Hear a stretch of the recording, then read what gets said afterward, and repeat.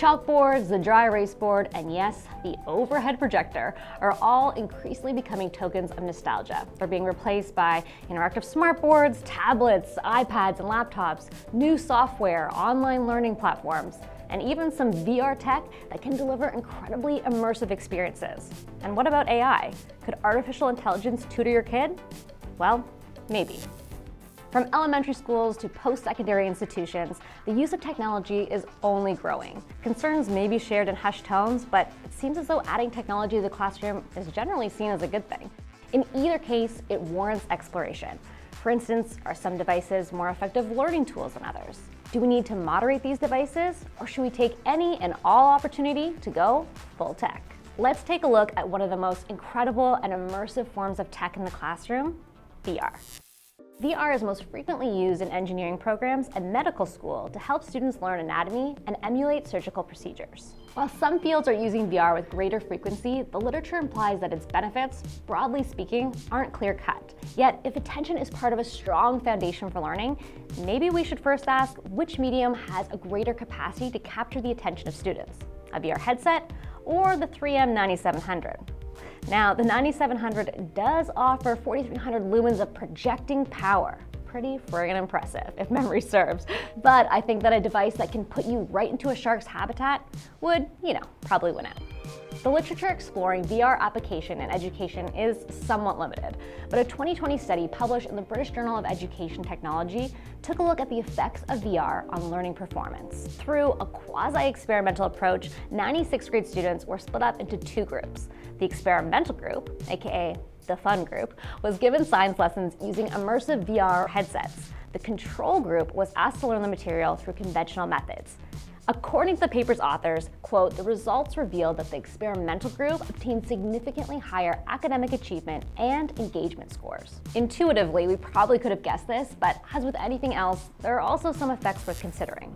Several studies suggest that VR applications can have negative psychological and physiological implications. Summarized in a 2020 paper, negative side effects of playing VR-based video games may include some obvious ones, such as nausea and dizziness and vertigo, but also some of the more concerning effects like reduced cognitive performance and negative emotions. Despite this, some schools are still diving in headfirst. Students attending Redham House School in Berkshire, England are entering the VR-based metaverse daily thanks to a pilot project. I guess we'll see how that shakes out. Godspeed, children. May your minds prove unconquerable.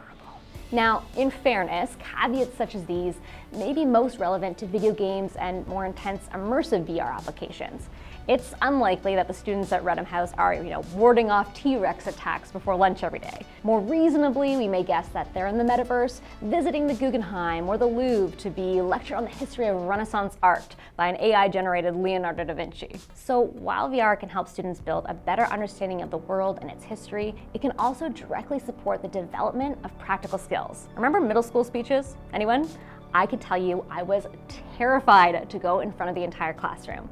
Well, now VR apps like virtual speech allow you to practice speaking in front of an audience before the big day. And what about language acquisition? Take French. While Anana was pretty engaging if I do say so myself, apps like Mondly emulate real-life situations VR style to help students pick up French and other languages.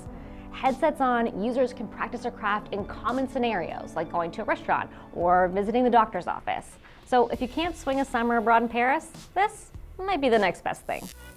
Studies have shown that students can be more motivated to learn in a virtual reality setting, with one study showing that VR outperformed text and video-based learning for medical students. Stanford researchers discovered that people who saw a VR simulation of homelessness gained empathy for the homeless, more so than reading about it or engaging with other media.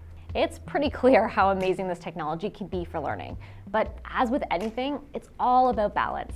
And institutions will still need to find that right mix of virtual reality and the real thing. While less exciting than VR, laptops and iPads are becoming more ubiquitous in the classroom. This increases, of course, the amount of learning and reading that is done on a screen rather than print. So how do these products stack up against traditional print media? Is comprehension and retention similar across these mediums? The kids are all right, right? Right. Okay, cool. We had the opportunity to chat recently with Dr. Trakhman, whose research looks at this very thing. We've really been trying to chip away at the question of what happens when we read digitally compared to in print. So our first study ever was really basic and just asked, is there a difference in comprehension when you move the same exact piece online? And we looked at comprehension with open-ended questions, and we found out, yes, there is a difference.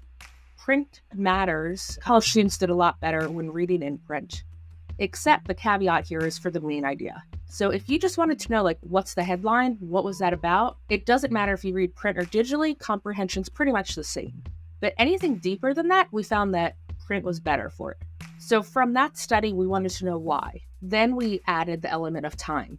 And without telling the students, we timed them as they were reading the text and found that students were reading digital text almost twice as quickly. While there's evidence that students prefer to read digital text, a highly cited meta-analysis from 2018 found that, quote, paper-based reading yields better comprehension outcomes than digital-based reading, and reading time frame and text genre moderate the medium effect on comprehension. Essentially, if we're forced to pick one mode to maximize comprehension, we may be wise to select paper over digital text. However, for more complex material, like what we'd read in a textbook, for instance, we may understand that material better if we read the hard copy.